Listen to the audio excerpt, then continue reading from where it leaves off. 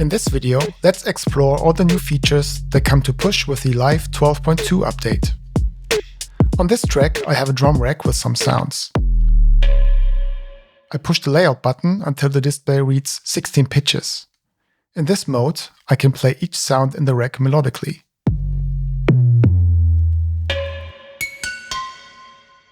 I can even use the scale functionality to adjust this. So let's record a beat.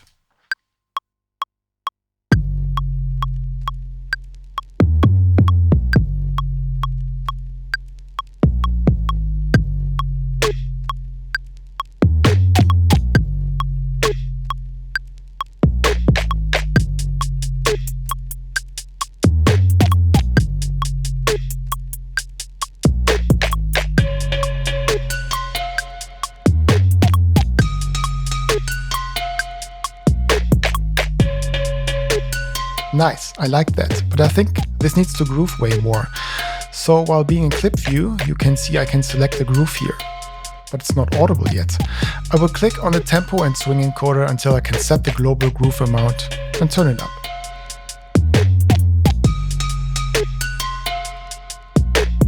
Pressing the button above the groove, I can access the global groove pool. Here I can adjust each groove in the pool to my liking. Add new grooves, or swap the currently selected. And I can specify a groove to be added automatically to each new clip I create, as well as setting the global amount here as well. I can also remove or save the currently selected groove. Notice that these adjustments are global, so when I, for instance, edit this groove, I can't hear it right now, as it is not currently applied to the playing clip. I can exit the groove pool and then select the groove here, like before. Cool, I'm happy with this beat and I want to commit to it by bouncing it to audio. I can now switch to session view on the pads and while holding down Shift, tap on any clip that I want to bounce to a new audio track. On this track, I have a synth sound and I want to add some chords. I have loaded the new Expressive Chords device here, and when I enable it, you can see that the layout of the pad grid changes. It's important to understand that now each white pad contains a different dedicated chord. I can load different sets of chords by using the hot swap button. Turning up strum here, I can play the chords with the individual notes spaced out. I can use different articulations, use inversions, and tilt to emphasize either low or high notes within the chord. I can also reverse the order of the notes and quantize the timing so it better aligns with the beat, and add variation. I can quickly change the articulations on the fly by using the two colored pad rows at the top.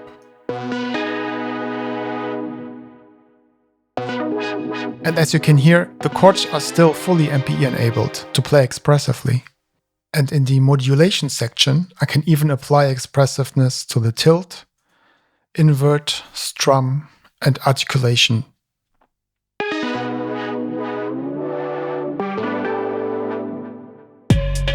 Playing the beat again, I realized the key is a bit off, so I quickly transposed this to match.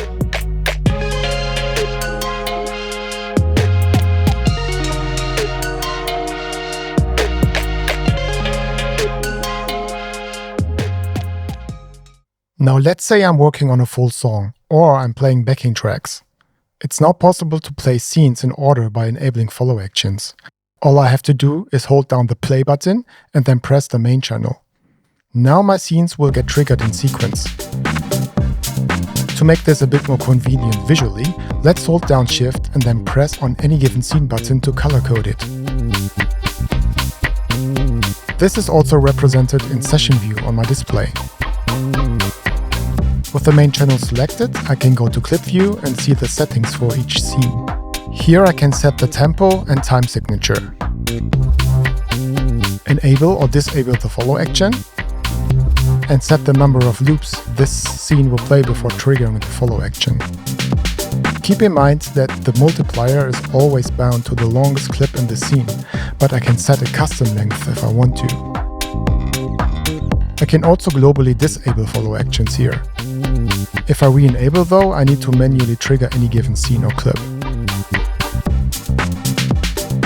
Let's disable follow actions for the scenes now by holding down the play button again and press the main channel.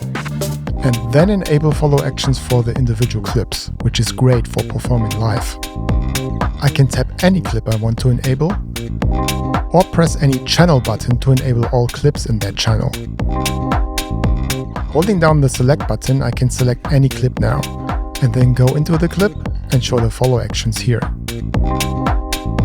As you can see, I've set all these clips to Other, which creates an ever-evolving combination of these clips.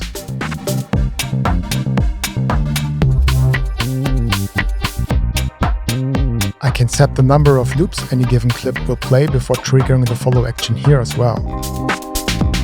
And also set custom measures if I want to.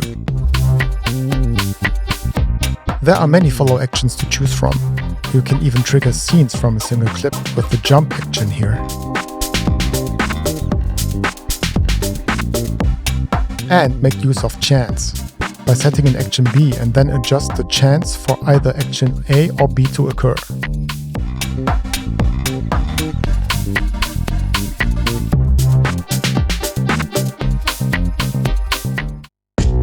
In this example, I have some drums and a bass playing along. Let's focus on the bass first and make use of the updated auto-filter device. I can choose from various new filter types here and adjust the resonance and curve steepness.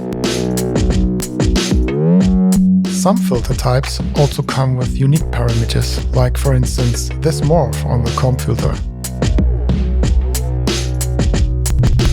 To give the sounds more grit and character, I can add some drive here and choose from various filter circuits. To prevent clipping, I can engage the clip option here and adjust the output level of the wet signal. Now let's make use of the built-in LFO. I can use different shapes, morph the shape, and adjust the timing. I can quantize the movement to achieve a more rhythmic effect.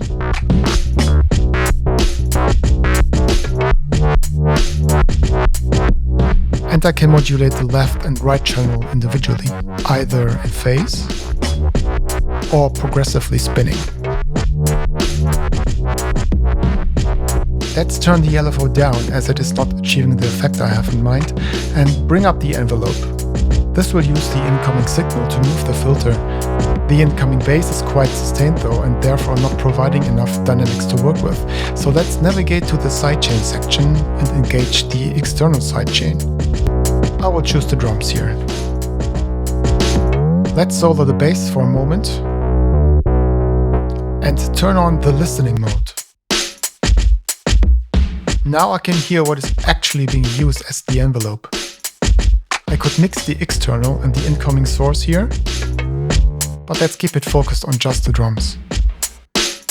I want the envelope to just catch the bass drum, so let's turn on the sidechain filter and isolate the kick. Now the filter opens up just with the kick, which is exactly what I had in mind for this.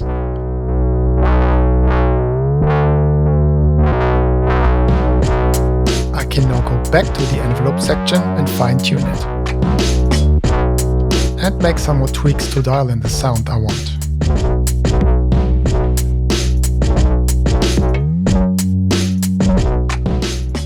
Let's go to the drum track now and have a look at the new additions to Raw.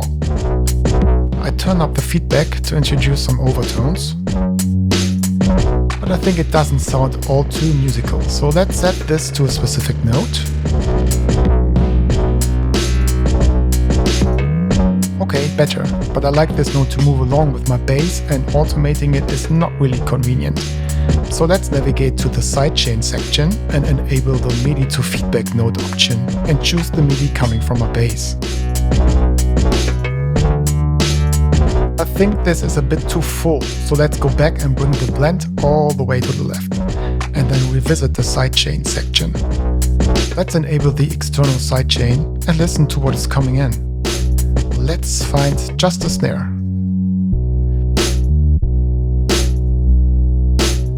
Cool. Now let's go back to the blend parameter. When I touch the encoder above it, I can see I can now add this parameter to the modulation. So let's do just that and bring up the envelope.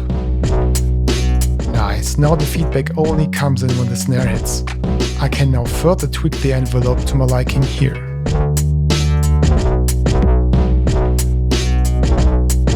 Finally, let's check out the new dispersion filter. I will modulate this as well.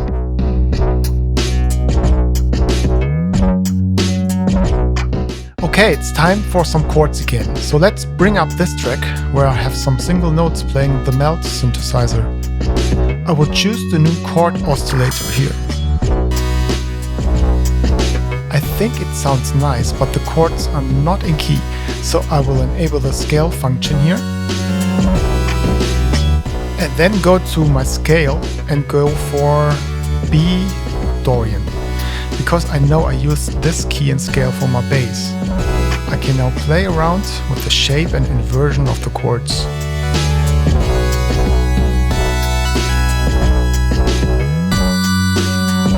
I think I like it best with both set to 0 in this scenario. What I want to do though is modulate the shape, so let's use the new Scrambler LFO effect. So I will add the shape to the modulation matrix and bring up LFO1 effects. I can then go to the LFO1, select the Scrambler and have some fun here.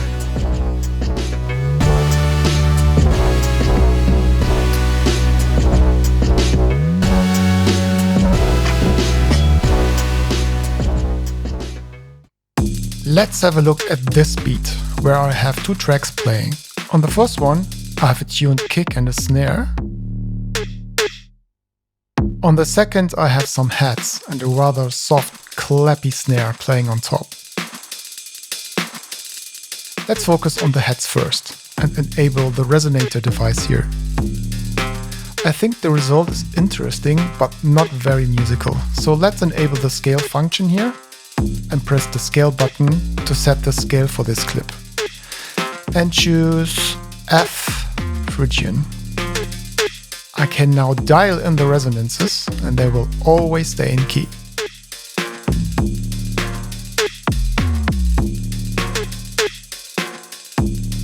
Nice. Now let's go to the first track and enable the Spectral Resonator device. I think it's the same story here. It could sound more musical. So let's enable Quantize here and listen to the result. Okay, let's also enable the scale function and set frequency to note values.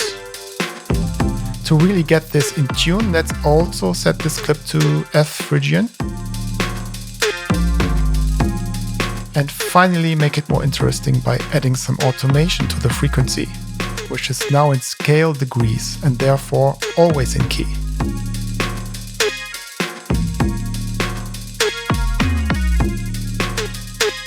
Now let's see if we can make it even more interesting by using a non-standard tuning.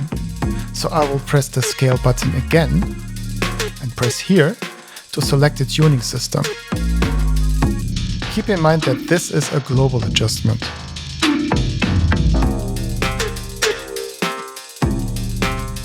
If I want to go back to the default system, I can press the reset button here.